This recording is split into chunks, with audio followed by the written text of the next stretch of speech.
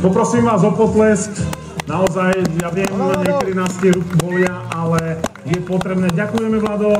Poprosím do svojho modrého rohu. A tu už je zástupkyňa chovateľskej stanice Indiánsky Brloh, ktorá síce pochádza.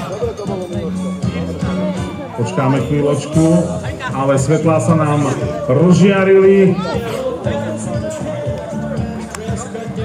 Clovesbury Avea at Indiánsky Brloh. To je celé meno tejto veľmi elegantnej sučky, ktorú vystavuje Sofia Tužmová.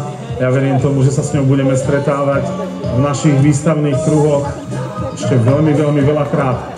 Sofii poprosíme teraz v pohybe jedno kolečko a potom do červeného rohu.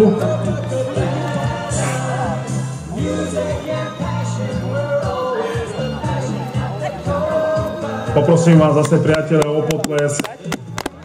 Tá sučka to nepotrebuje, ale my všetci ostatní áno, lebo je to veľmi, veľmi emotívne a tak, ako mi naši priatelia a porodcovia povedali, je to rozhodne nie každodenná záležitosť a pokiaľ viem, premiéra je na Slovensku a Paribivo to povedal, ty si mal sen a ja som ho splnil. Je to naozaj tak. No ale teraz obidve tieto krásne sučky. Krásne sučky, ktoré sú predstaviteľmi dvoch typov a na jednej strane vidíme sučku so silnou kostrou, na druhej strane veľmi, veľmi elegantnú, obidve s prekrásnymi hlavami, ale toto vám všetko nemusím hovoriť, toto všetko vidíte a vidia to aj naši porodcovia. A aby ešte sme to troška im skomplikovali, tak si dajme dve kolečka v pohybe. Dve kolečka, áno, to zvládnete.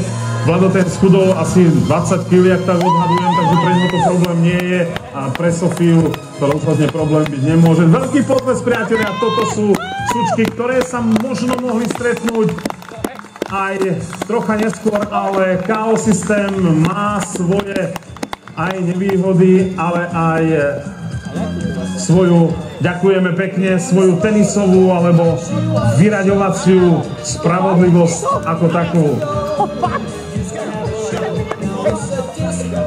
Takže ste pripravení v Elveckej súve? Ste pripravení? 1, 2, 3. Jednoznačne modrá postupuje, modrá, ale ďakujeme aj sučke z Indiánskeho Brlohu, odviedla, myslím si, veľký súboj a ja ďakujem Sofii, tá bola naozaj skvelá. Takže